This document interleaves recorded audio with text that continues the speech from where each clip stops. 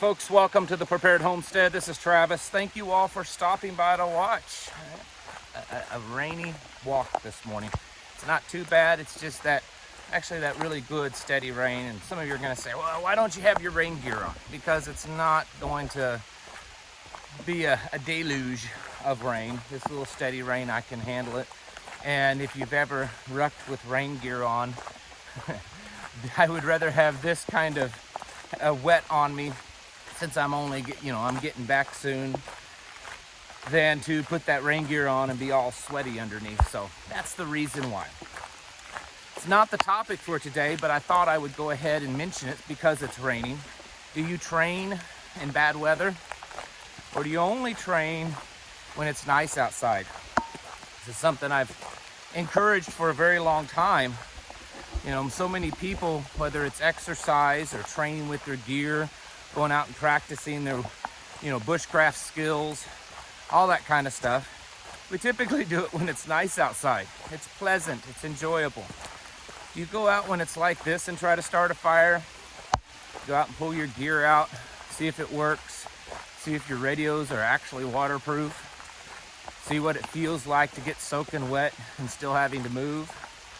You probably should, because Murphy's Law tells us that if you ever actually have to use those skills to save your life, it's probably going to be when the weather's really bad.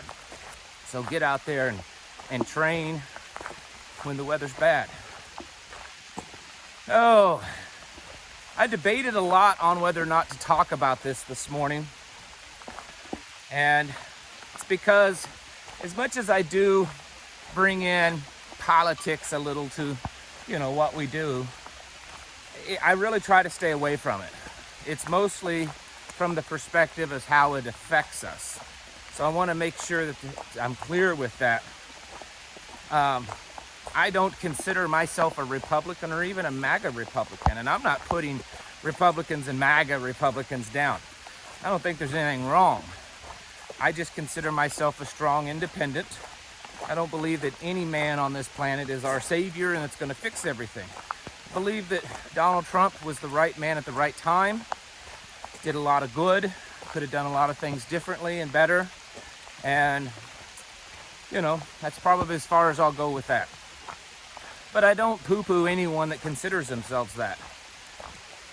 But the fact is, like I mentioned, I believe yesterday, is the left, the globalists, they don't see anything different. They want to see the whole world is either on their side or against them. And if you listened at all, which I only listened to portions, I'll admit, I couldn't stomach it all. Joe Biden's speech last night, which is where I'm going to go with this, made it very clear that even the moderate Republicans are kind of on their side. So, regardless of what you consider yourself, I assure you, if you're pro-gun, pro-life, pro-privacy, independent, against all this globalist stuff, against all this gender ideology stuff, then you're considered a MAGA Republican.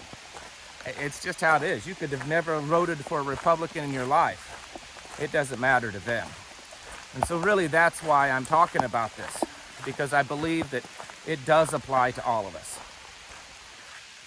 Folks, even mainstream media sources, from what I could see this morning, are saying they're in shock of Joe Biden's speech. They're in shock that it was such a hardline, divisive speech, even though, of course, he was even in the speech talking about, unity and stuff. They have no interest in unity. They have one interest, and that's their agenda and to getting it accomplished. Not just Democrats, not just the liberal left in America, but this globalist cabal all over the world. They're all together. They go by different names in different regions and countries, but this has been going on for decades, folks. And I think the thing is they believe now that they've attained and created enough technology and stuff that they can finally do the things that they've always dreamed of. you and I are in their crosshairs. We are the very possibly the one thing that stands in their way of this. Folks that don't want to be part of it. Folks that speak out against it.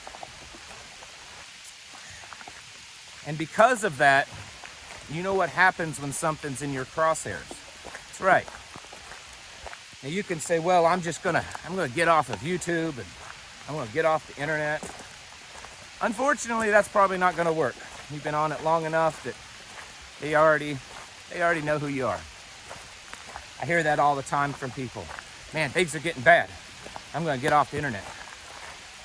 I know for a fact that they've been collecting that kind of data for almost 20 years, pretty much since the internet was created. In fact, a lot of people believe that the internet was specifically created for those purposes of collecting all of your data. So if you've ever been on the internet, your data's already been collected. So let's move on.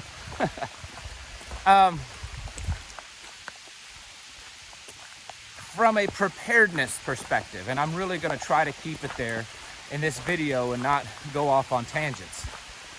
From a preparedness perspective, I think over the next couple of months, and that's leading up to the midterm elections, we've got, I think I looked at 67 days. Correct me if I'm wrong, but as of the making of this video, I believe it's 67 days to the election. I have a feeling that we could see some things happening. Lockdowns, civil disturbances, even martial law, or just things that paint conservatives, MAGA Republicans in a really, really bad light. And it's quite possible that this election may go like the last election. And the only reason I'm saying that is part of his speech last night that I listened to. If you listened to it, he said, I will not, basically he was kind of making a pledge. He said, I will not allow them to, disturb, or whatever the word he used, this election coming up. I will not allow them to take it over and all that kind of stuff. In a way, pledging. And I think we've seen that they probably have no limits to what they would do to ensure their rule, their globalist rule. Folks, this is one of the reasons why. I mean, I know there's all kinds of other stuff happening that's extremely important. Economic collapses, potential World War III, a lot of people looking at pole reversal kind of stuff, as am I. There's a lot of stuff happening. But this is certainly one of them. We've been talking about it on this channel for a couple of years now, of how they want to get rid of us. They either want to re-educate us, which they've said those exact words, or they just want to dispose of us because we stand in their way. And if you think that they wouldn't go to extreme lengths to make that happen, man, I don't know what to tell you. As we continue to kind of separate ourselves from this world, we're going to become more and more of a threat to them. As more people, wake up and realize what they're doing, we're going to become more of a threat to them. And the things that could potentially happen over the next 2 months and then over the next 2 years could be quite intense. And I just want to put out a warning. I'm not saying that I know that things are going to happen, or that I absolutely believe that, all of these crazy bad things are going to happen. I'm telling you, I believe there's a strong possibility. It looks very likely. It's just a good gut feeling, I guess, that we are in store for some crazy things happening. Distractions, control, whatever it is. And I just want to put out this warning to you and let you know that it's really time to man up and get ready. And that goes for the women too. I'm talking figuratively. Oh, it's a crazy world that we've we live in. But the thing is many of us saw it coming. We knew this was going to happen, partly because we've read the Bible, and partly because we've kind of kept focus on this stuff for years now. So it's not too shocking, I guess. It's just sometimes when we prepare and are ready for something that could be bad, and then it finally actually happens, we're still a little shell-shocked, thinking that, man, in the back of my mind, I thought maybe I was really wrong and this wasn't going to happen, and now it is happening.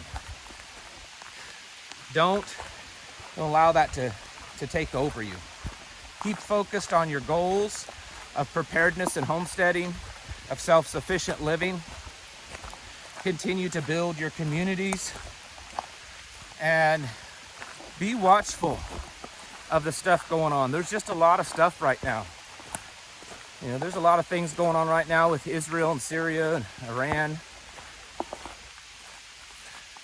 We're not living in the best of times, folks.